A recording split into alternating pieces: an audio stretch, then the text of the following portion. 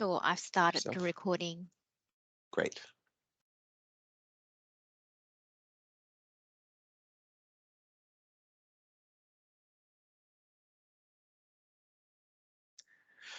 Okay, I trust you all can see my slides. All good? Yes. Yes. Excellent. Yeah.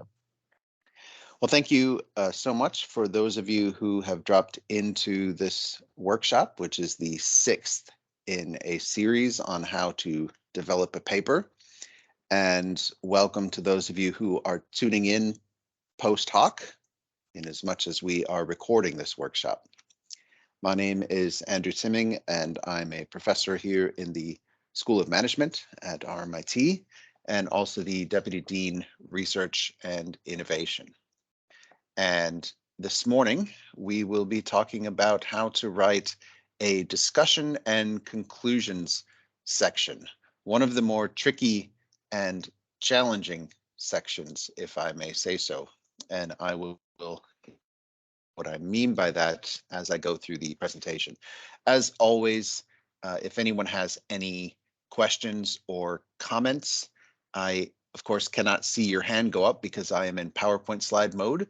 Therefore, just feel free to interrupt me. I promise I won't be offended because I envision these this series of workshops to be interactive. So without further ado, let's jump into it.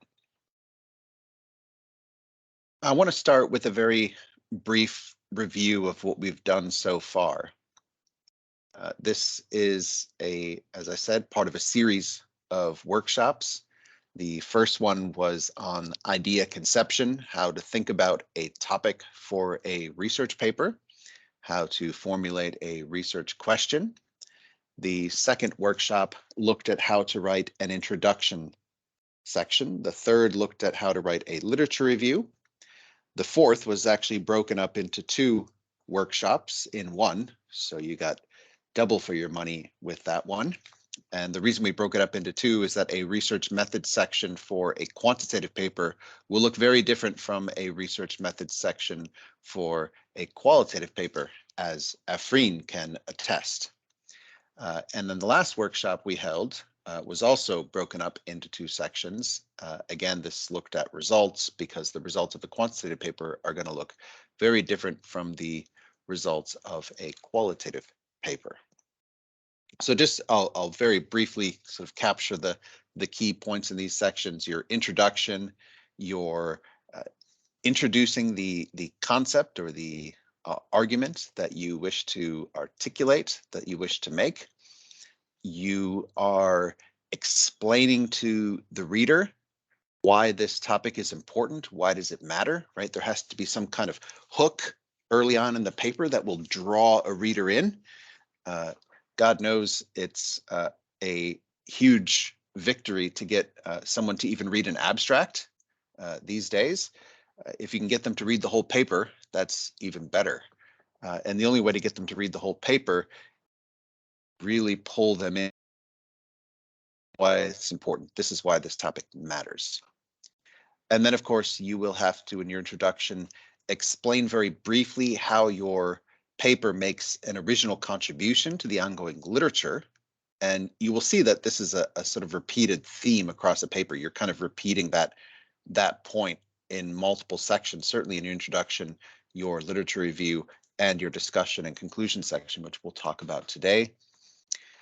So that's a good introduction. Your literature review, we talked about it not just simply being a list of papers that you read, but a list that has been systematized and organized and categorized much the same way that you may do with qualitative data, right? So a good literature review doesn't simply say what other people have said, it clumps what other people have said into different groupings, and most crucially, at the end of that literature review, highlights what we know and what we still don't know about this particular topic, and then explains how your paper will fill that gap, will make that important contribution. The Research methods and results sections are fairly straightforward. There's not a whole lot that goes into those sections. They are, well, I will say for a quantitative paper, there's not a whole lot that goes into that section, into the research method section, nor to the results section. For a qualitative paper, it is a bit different. Your results section is certainly more in depth in as much as you are expected to tell a story in that section, which I think does require a high degree of skill and writing ability. So all of this has led up to the point at which we arrive at the final section of a research paper, the discussion and conclusion section. And it is to this that I wish to turn our attention. You can let me know if you agree with this or not. I had to think about across those different sections, how hard or how difficult are these sections to write? And these scores are the scores that I would give them. So I think this tells you something about struggle and where things might come a little bit easier for me. So I've developed this simple Likert scale from 1 to 10, where 1 is very easy and 10 is very hard. I would probably put the introduction as a 4. It's on the easier side of things, but I wouldn't call it easy by any means, again, because you have to make that hook and you have to explain how your paper makes a contribution in very, very few words. And I think, again, that does require a certain degree of skill and writing ability to get that information across in so few words. Moving on to the literature review, I've rated this a 9. I thought about even rating it a 10. I probably should have called it a 10. For me, this is the hardest section to write in a research paper. It's the section that I dread the most. It's the section that I tend to procrastinate the most. And it's the section that I tend to beg my co-authors to write rather than me, because for me, it is really difficult to get this configured right in a way that, again, isn't just a list of what I've read, but a critical evaluation and assessment of that list. Certainly requires the most amount of time and the most amounts of emotional input in order to write that section. The research methods section, I have rated a quantitative research methods section as a 2 and a qualitative as a 3. Right? There's a little bit more that goes on in a qualitative section, but overall these are pretty easy sections. In relation to the results section of a peer-reviewed paper, the quantitative results section I put as a 1. Now that doesn't mean that the analysis that generates those results is easy. Sometimes the analysis is the hardest part of a paper, but the actual writing up of those results, once you've done the analysis, very simple, very straightforward, very matter of fact, no room for commentary or discussion or critique. You're simply describing what you found. As I said in the previous slide, when it comes to a qualitative section, I give this a 6. And I think that this number would vary quite dramatically, I think, among researchers. I tend to struggle in storytelling. I do not have that sort of natural ability to write a compelling qualitative story, a story based on narratives. So for me, it is a bit of a struggle to put together a qualitative section. But for more experienced qualitative researchers, people like Afreen, for example, might rate that as slightly lower because maybe that style of writing comes more naturally to them, or maybe they've practiced that style of writing more than I have. And then we come to our final section, which is the discussion and conclusion section. And I rated this an 8. It's probably not as difficult for me as a literature review, but you can clearly see that this is very close to the highest level of difficulty for me, and easily the second most difficult section of a paper to write.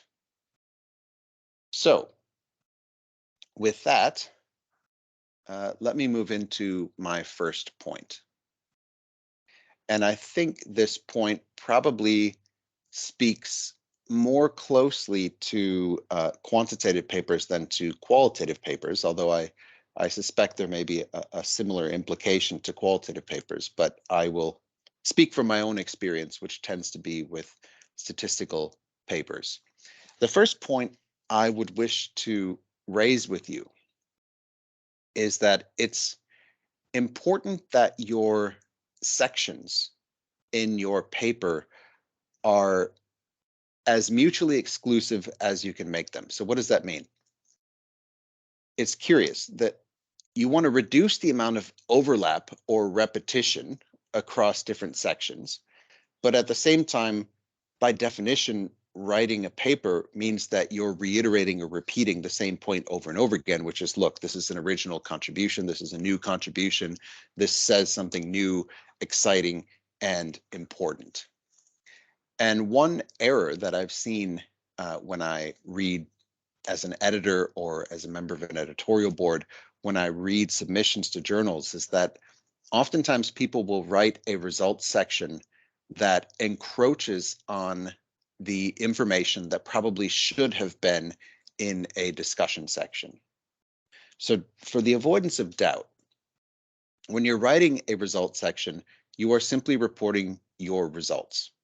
That's what you're doing. You're not doing anything more than reporting your results, but you're not doing anything less than reporting your results.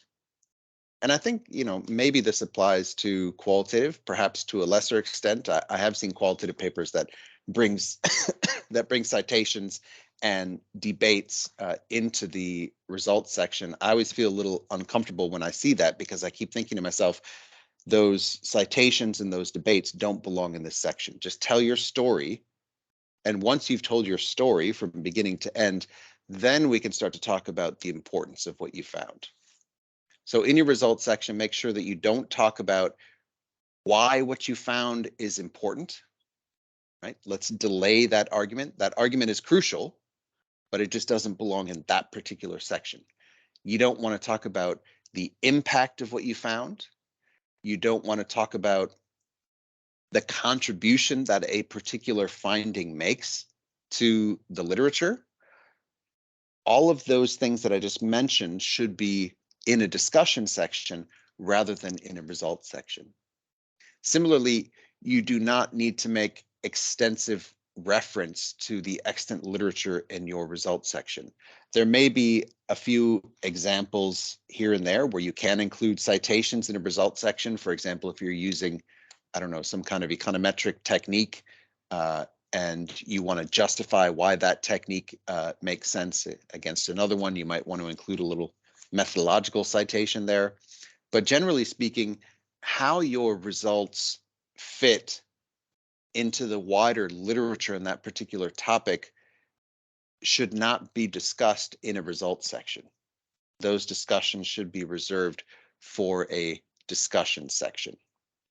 So I guess the key point that I'm trying to make here is, don't jump the gun. I know you're excited about what you found, you're excited about your findings, but remember that your results section is just reporting what you found without comment.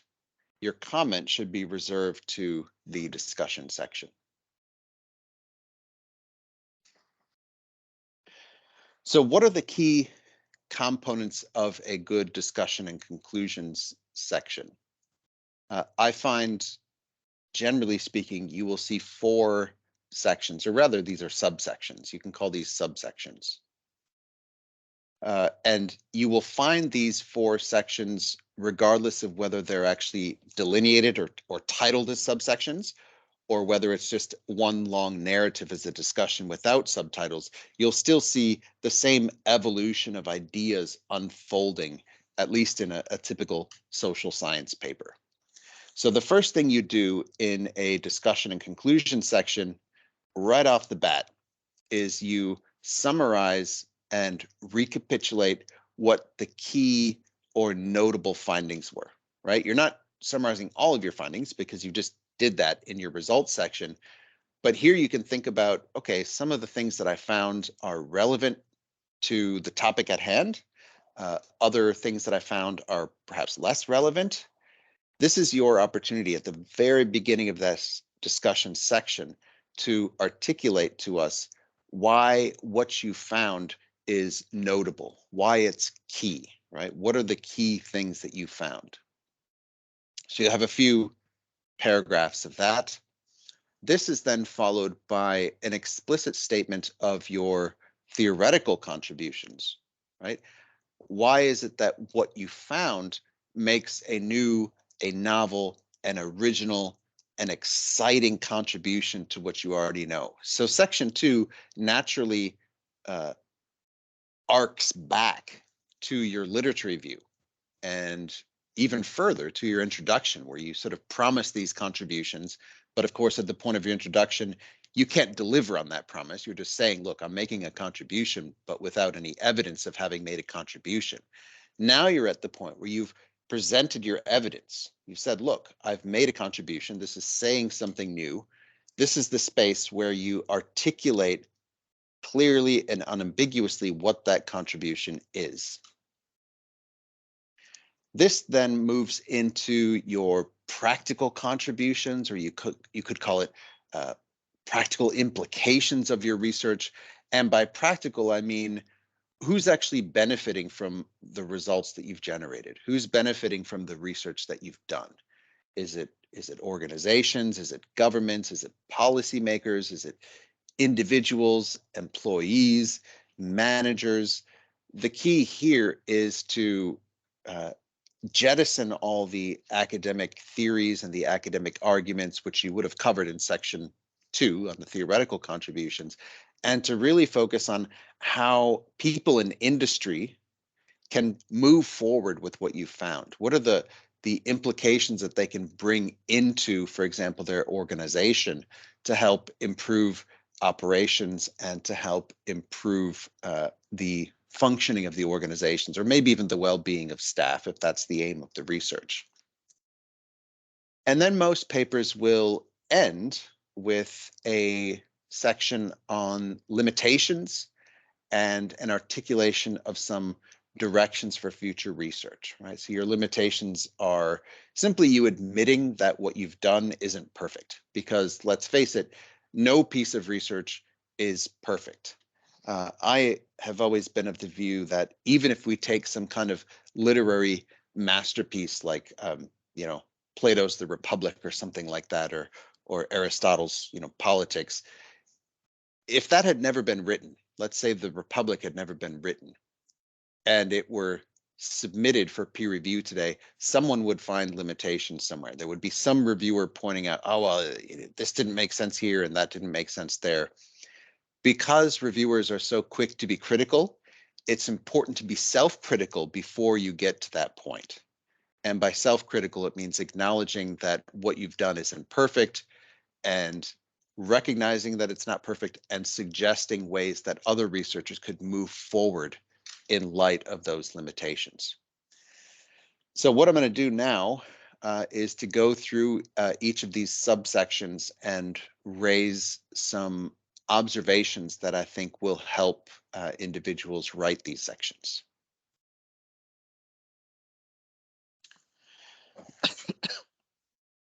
So let's start with the first subsection of a discussion section. This is your recapitulation of the key findings, or the notable findings, the findings that you have found most important. And the first thing I want to say about these few paragraphs is that they are a few paragraphs, right? You don't want to spend pages and pages and pages on this. This is really a recapitulation is a summary, right? That's what you're doing. It's not a summary of all your findings. It's simply a summary of what you consider to be the key or the notable findings, right? All your findings were just reported in the previous section, which is your results section. This is your opportunity to really accentuate among those results, among those tables, among those graphs, among those diagrams, those path diagrams or illustrations, among everything you found, what is it that you want the reader to really take away? Because they won't take away everything, because not everything matters. Some results are more important than others, and this is the point at which you articulate which are the most important results that you found. Now, What are the criteria then that you would use to decide, okay, I have a lot of results and I have very few words in this section. Which results do I want to recapitulate here and which do I want to ignore? And I found I tend to look at results that are surprising, interesting, or intriguing in some way. Surprising results, I think, are particularly well suited for this first section in a discussion section. Surprising results are results that are perhaps inconsistent with what others have found. And this gets back to, again, the key purpose of what we're trying to do with a peer-reviewed paper, which is to make an original contribution. If you're finding results that are inconsistent with what others have found, if you're finding results that are surprising, for example, you hypothesized a particular result and it turned out that that wasn't the case. A lot of people ignore hypotheses that aren't actually confirmed. No, the reality is if you have a hypothesis that made a lot of sense and was well thought out, but not borne out by the data, this is telling you something important. This is telling the reader something important. So every time I find something surprising or unexpected, I would tend to include that finding, a brief discussion of it in the first few paragraphs of a discussion section.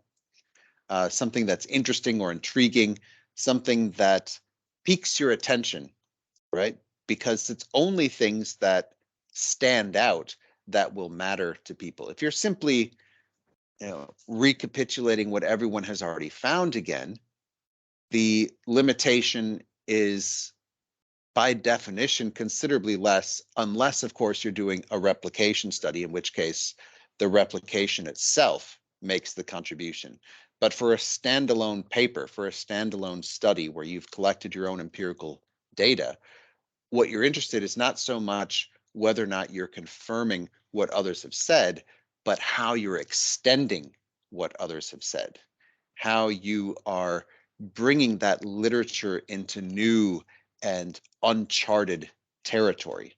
And this is the space where you make that argument. This, in these few paragraphs, is where you make that case. I recommend that you speculate a bit, and I refer to this as meta thinking, that you speculate on why you found what you found, but also on why you failed to find what you expected to find. So rather than simply, again, just describing your results, it's important to step back from those results and try and think about why you found exactly what you found and why you found that your expectations may not have been met in relation to certain research questions or certain hypotheses. I think you obviously can't have a definitive answer to these speculations because they are speculations and you should identify them as such. But it's important to at least give some preliminary views on or potential explanations as to why you were wrong, because people are interested in why you were wrong. And again, you're not going to be right about everything. That's just the nature of research. And also, this will be a nice way of foreshadowing your limitations and directions for future research section, which will come sequentially. Okay, so that's the first key section in my view. The second key section of a discussion and conclusion section speaks to, as I've said, the theoretical contributions that your literature is making. And I can't overemphasize the importance of this. I have to say, when I started as an academic, whatever it was, 13 years ago or 14 years ago, reviewers and editors weren't nearly obsessive as they are today about the importance of a theoretical contribution. I feel like this is the number one reason that I'm getting papers rejected these days, is that they come back and they say, oh, well, there's not enough theoretical contribution here. You need to do much more in terms of establishing, not only grounding your research in theory, but also in establishing how your findings in your research contribute to existing theory or alter or modify existing theory. So the question that I would ask you to ponder when entering into this section is, how does your paper make an original contribution, an original and sizable contribution to the literature? How does your paper extend the literature in a new direction? And I put that word in there, non-incremental, because again, unfortunately, the state of affairs in which we currently find ourselves is one in which papers are increasingly being rejected because they make a contribution, but the contribution isn't big enough, right? I've seen this kind of literature in peer reviews that I've gotten, in response letters from editors that, oh yeah, this says something important, but it's not nearly as important as it should be.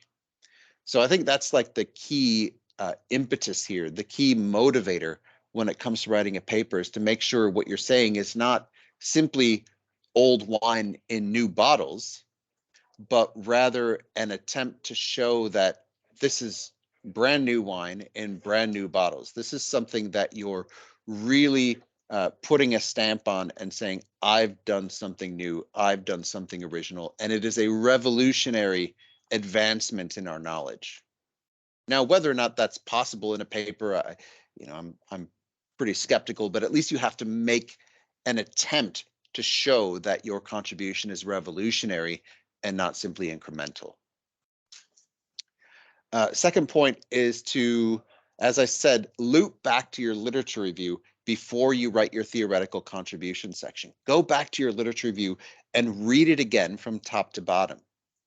Because what you're going to do when you get to the theoretical contribution subsection is go back to those themes that you identified in the literature review, and then again, remind the reader why your study is new, right? So as I said, in the front half of the paper, you're making some promises, right? You're promising the reader that what you're saying is going to make a contribution to literature's X, Y, and Z. Now that you're at the back half of this paper and you've presented your results, you need to deliver on those promises. But the best way to deliver on those promises is to remind yourself what you were promising in the first place. So go back to those earlier sections, go back to your literature review and reread what you wrote before you start to articulate your theoretical contributions, because that will help guide your writing when it comes to establishing how what your paper has done moves debates in another direction that they weren't otherwise going to move without your paper. So this goes, I think, speaks clearly to the third point, which is explain clearly and unambiguously how your paper fills a gap, and crucially to which literatures you're contributing, right? I think that's important as well. People say, oh, I'm making a contribution to this, that, and the other. Well, that's all very well, but in which particular literature are you making this contribution? How does it fit? So it's not just a contribution that you found something new or you found something interesting. What you need to do is show how what you found that's new and what you found that's interesting fits within the wider context of an established body of literature, right? Last point that I make here in relation to theoretical contributions is, don't overstate your contributions, but don't understate them either. And I know this is a difficult one to calibrate, isn't it? Because you're probably wondering, well, how do I know if I've overstated, or how do I know if I've understated? And I think really the best answer to that is that the more papers you write, the better sense you'll get of what overstatement is and what understatement is.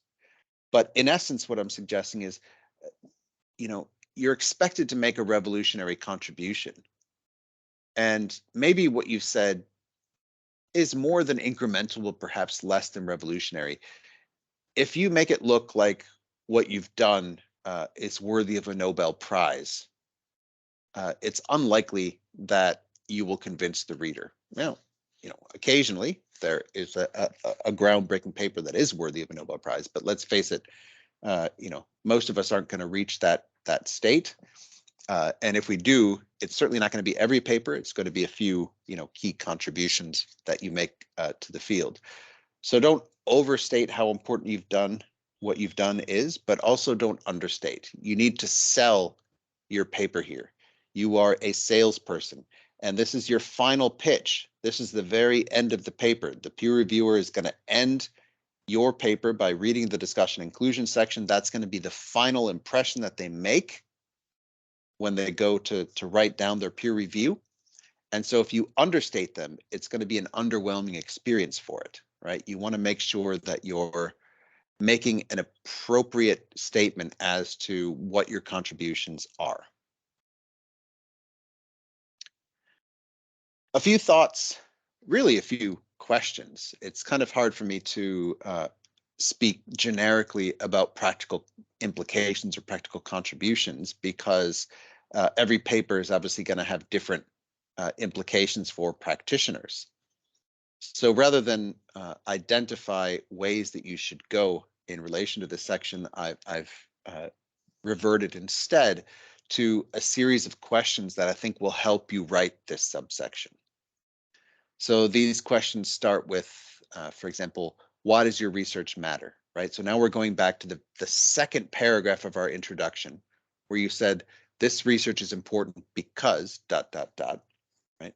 Now you're reiterating that in your practical contributions, and you're reiterating it at a time when, again, people have access to what you've already said, to what your argument is. So why does your research matter? Why is it important? Not only why is it important, to whom is it important? It may not be important to everyone, but if it's important to even a few key actors or agents, that might be enough. So the big picture question is, who cares about what you've done? And how can they take what you've done and move forward with it? And I would urge you to think, when it comes to practical implications, to think multi-level. There could be implications for individuals. Those individuals may be employees, they may be employers, they may be trade union representatives. But think, certainly the first question I would ask is, how can individuals benefit from this? Is there some kind of well-being? Is there some kind of productivity increase? How can it make individual lives better? Second question I ask is, okay, what can organizations do? So now we're talking at a sort of meso level. How can what I've done benefit organizations? How can it benefit the operations or the efficiency or the well-being of organizations? And lastly, I ask, is there anything, and this is an important question, this last one, is there anything that I've done that has societal implications? And I think a lot of people forget the fact that if you're focusing on the individual as your unit of analysis, you might stay at the individual for your implications.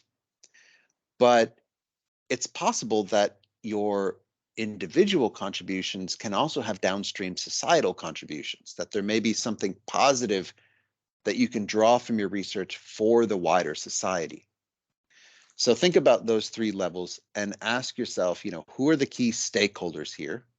Identify who's potentially at the receiving end of your research, and ask yourself, how can those stakeholders employ or use your research to improve something, to make something better? Because otherwise, why are we doing research? We don't want to do research so that things become worse. We want to do research to improve things in some way. And crucially, ask yourself, are there downstream innovations that perhaps you haven't thought of? Again, I go back to the example of, are there implications for society that maybe you haven't considered? And lastly, I would urge you to consider this question of how the research can help inform policymakers. And by policymakers, I mean people in governments, whether it's local, state, or federal. It's important to articulate clearly to the reader how what you found might help improve governance or decision making. So consider some of these questions before you start writing that practical contributions section. And lastly, we have at the very end of our paper, our limitations and directions for future research section. Now, some researchers, not myself, but some researchers will tend to write this section as two separate sections. So they'll have a subheading called limitations, and they'll talk about the limitations. And then they'll have another subheading called directions for future research, and then they'll talk about the directions for future research. I tend to combine these two because I find that there is a clear link between your limitations and your directions for future research. They're intimately related, those two sections. So it seems kind of nonsensical to separate them out. So here's the best advice I can give when it comes to writing this particular section. As you're writing your paper from the very beginning, from the very first word in your introduction until the very last word, now that we're in our limitation section, you should have a little notebook or a little file on your computer where you can jot down problems that have sprung to mind, right? We're constantly writing, we're thinking, oh no, this isn't going to work because of this, or oh, I wish I would have done that differently, or oh, I wish I would have asked that question on my survey. It's too bad I did that. You're going to have these thoughts constantly as you're writing, because the only way to produce good literature is to be self-critical. You're being self-critical because you know that if you're not self-critical, the peer reviewers will be critical for you. So we're trained to write in this way. We're trained as we're writing to say, I shouldn't have done that, and how can I get around that, or how can I make a more solid argument in light of this evidence? I wish I had that evidence instead of this evidence. When you identify weaknesses in your paper, it's important to jot them down somewhere, because when you get to your limitation section, you will already have a list of things that you wish you would have done differently, or you wish you could have done differently. And it's this space where you can preempt the reviewer from finding those limitations. So that I think is a nice segue into the next point, which is don't try and hide your limitations. If you're aware of a limitation, don't just stick your head in the sand like an ostrich. This is something that you need to embrace head on, even if it means identifying a limitation that perhaps the reviewers wouldn't have identified, right? You feel a little bit bad about pointing out a weakness that maybe could have slipped by. My view is it probably would not have slipped by. The way that I see reviews going these days, they're much longer, they're much more thorough than they were when I first started in academia. It's extremely likely that any weakness in your paper is going to be found out. So don't hide that weakness, don't hide that limitation, simply acknowledge it here and preempt the reviewer from then discovering them. Now, this leads then to the last point, which is that some limitations are unaddressable, right? There's some things that you can do nothing about. I've found this is often the case when I work with secondary data sets that have already been collected by someone else, right? The way in which those data collected may not speak perfectly to what I want to know, but there's nothing I can do about that. The secondary data set is what the secondary data set is. That's just the way it is. And there's very little, if anything, you can do. There's nothing you can do to change that. But some limitations are important segues into future research opportunities, right? So it's too bad it didn't go this way, but the fact that it didn't go this way means that future researchers can go in that direction. And this is what I mean by there being a nice bridge between these sections. Every time you identify a limitation in your writing, see if there's some way that in future, some other researcher, maybe even yourself for a subsequent paper, but some other researcher can address that limitation and eliminate it, because that's essentially how we reach, the point of good science, is constant recognition of our flaws and attempts to cover up those flaws in future studies. This is the trajectory that we take towards truth. Okay, so one very brief comment I want to make at the end here is that I have seen people write discussions and conclusions as one section, and I've also seen people write discussion as one section and conclusions as a separate section. And I myself tend to combine these two sections into one because it seems a bit excessive to have a separate conclusion section. To the extent that you have a separate conclusion section, it tends to be repetitive. It's often a reworking of your abstract, right? Simply a big picture kind of closing of your argument. And I don't think it's necessary to have that. Some reviewers will actually ask for a separate conclusion section. If they ask for it, go ahead and do it. But my default would be just include those two sections into one. Have a discussion and conclusion section, and simply, I often end just with my limitations and directions for future research. The last thing I say in a paper is some kind of inspirational direction for future research. It ends on a positive note. It makes the reviewer feel warm and tingly inside, and it also saves words, because of course an extra conclusion section is going to be, another paragraph, which again is simply going to be a reworking of your abstract. So my advice is to include those two into one. So let's step back now and think about some big picture observations about this crucial section, your discussion conclusion section.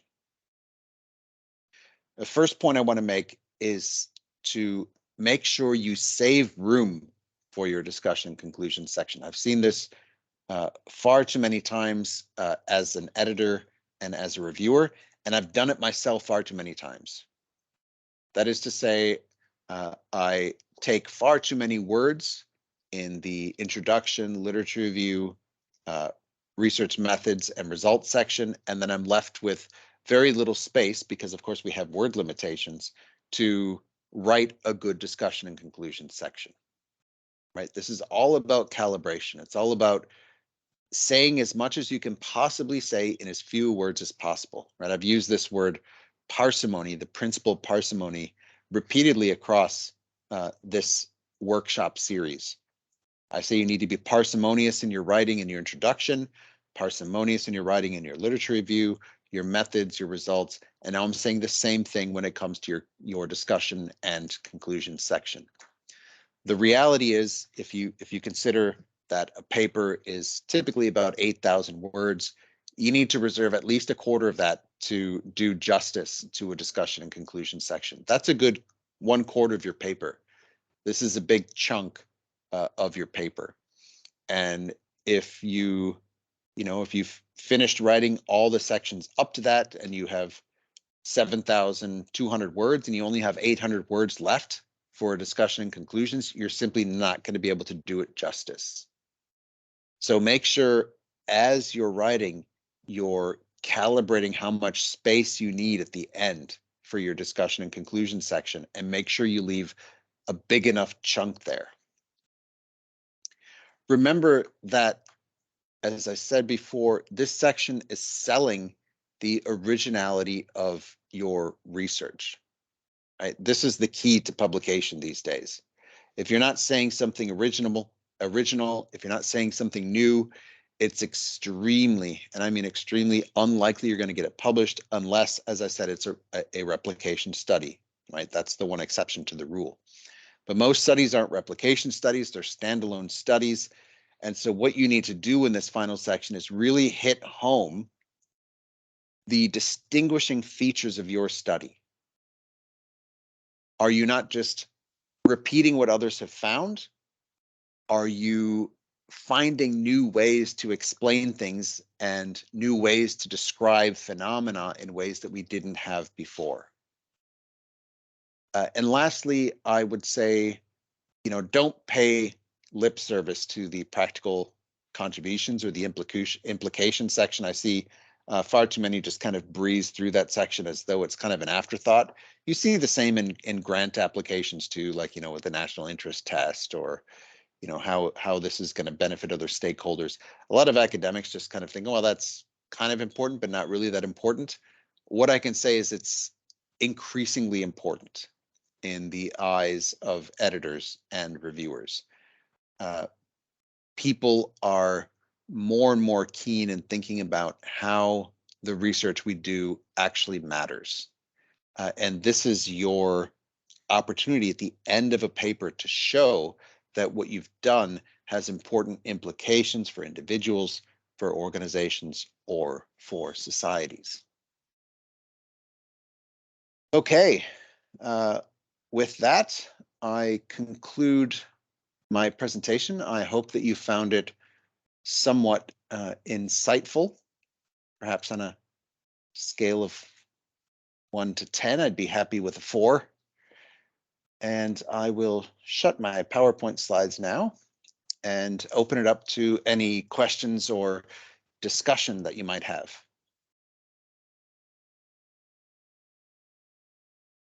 Feel free just to interrupt, chime in.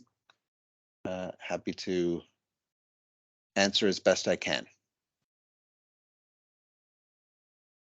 Afreen, yes, go ahead. Thank you, Andrew. That was really good. I wouldn't give it 4. I would give it 4 times 2. Oh, all right, good. Good. Just a quick question, I guess. We tend to see preferences with the reviewers, either for discussing your most important findings in the introduction and thereby articulating the contribution. And then on the other hand, it's exactly the opposite. There are reviewers who absolutely do not like bringing out the key findings at all in the introduction. And I seem to often struggle because sometimes the way I want to pitch the contribution is built on, I guess, the more inductive finding that my paper has got. And I often struggle to simply talk about the contribution to the theory in isolation of bringing about a little bit on what the paper found. So how do I resolve that? Is there a way to go about it? That is a really good question. And I think that question actually goes well beyond just what we say in a discussion and conclusion section. Really, what you've hit on is the bane of our existence as academics. And by that, I mean that the preferences that you've identified, for me, tend to be associated more with people of different methodological persuasions, right? So I'm the latter of what you described. I'm a quantitative researcher, and so I tend to say, let's not talk about our key findings in the beginning. Let's wait until the end, because good science doesn't start with findings at the beginning. It sort of starts with questions and ends. Whereas you might find qualitative researchers are more fluid throughout. And I think what you've articulated is really a significant problem in peer review, which is that a quantitative researcher will write a quantitative paper and then some qualitative researcher will review it and say, no, this isn't right. This doesn't make any sense to me. And equally, a qualitative researcher will write a qualitative paper and then some quantitative reviewer will review it and say, nah, this doesn't make any sense to me. To the question of, is there a solution to that? The only solution I can think of is, maybe a little note in your author's note in your letter to the editor when you submit to, specifically request reviewers of a particular methodological persuasion. But whether or not they follow through with that is a different issue, because I can say as an editor, I'm constantly struggling to get anyone, I mean, literally anyone, to accept to review a paper for me. So I'm afraid, Afreen, that I don't have a good solution to that problem. It is just simply a problem that we all face as academics, which is that some people were trained in different methodologies and different ways of unfolding an argument. And a lot of this is just sadly to say, I think the luck of the draw. If you get people who think like you as your reviewers, you're much more likely to get a paper accepted than people who don't think like you, sadly. But thanks for that. Thanks for the tip about at least trying to preempt the editor. It's about worth the methodology. It's definitely worth asking. And I've noticed journals increasingly these days are asking for recommended reviewers. And when they do that, they'll often say, up to 3 recommended reviewers. And it's a bit of a pain because you're sitting there and you're trying to find, names of people that could review your paper, and then you have to find their institution and put their emails in and everything. I would urge you to use up all three, because that can address, a bit of what you just said, Efreen, and you can think about people who have a similar approach to the way in which your argument would unfold, and then that will give you an edge in peer review. Great, thank you, Andrew. No worries. Other questions? Just a quick, Yeah, Mayo. just a quick one. Thanks so much, Andrew. I think you're definitely spot on. And just a quick addition to that, I would suggest looking at the journal that you're trying to publish or submit your work. So typically, there's slight variations in the way people write for different journals. So often what I would do is that I would look at the introduction of, the journal recently published um, papers in these journals and try to model my introduction around that. Of course, these tend to be like templates or formulas that people also follow, and it gives you some indication of what the reviewers are looking for. So that's what I also do. I look at what journal am I submitting to. The way you write an introduction for AMJ will probably be different from the way you will be slightly different from the way you write an introduction for like org studies. So again, it's important that you look at journals and see what's the current trend in these journals. Maybe that might be helpful. No, not maybe. Absolutely, that will be helpful. That's a really good point. And I think it actually goes beyond just what you put in an introduction. What I've found doing interdisciplinary research is that the structure that I've articulated for you throughout this series is what you would typically find in an HRM journal or a management journal. But if you submit, for example, to a psychology journal, you will find that they don't have literature reviews. They embed their review of the literature in the introduction. So they go introduction straight to methods. So if you submit a paper written as though you were submitting it to an HR journal, but you submit it to a psychology journal, it could very well get rejected because that's not the convention for the structure of papers. Equally, I was quite, amused by the fact that if you submit to an economics journal, you put the theory in the method section, right? So you'll have like your literature review and introduction, and then you go to your method section, and there you have your theory first and then your research methods. And I'm not sure or clear why economists do it that way, but that's the way they do it. So I think it's really good, crucial advice that Mayoa gives is pick your target journal, and as he said, read through some of the most recently published articles and have a look at how they structure theirs, and then mimic that structure. We have maybe another 3 minutes left before I can release you from my grip. Is there any last minute question that you'd like to ask? Any burning question?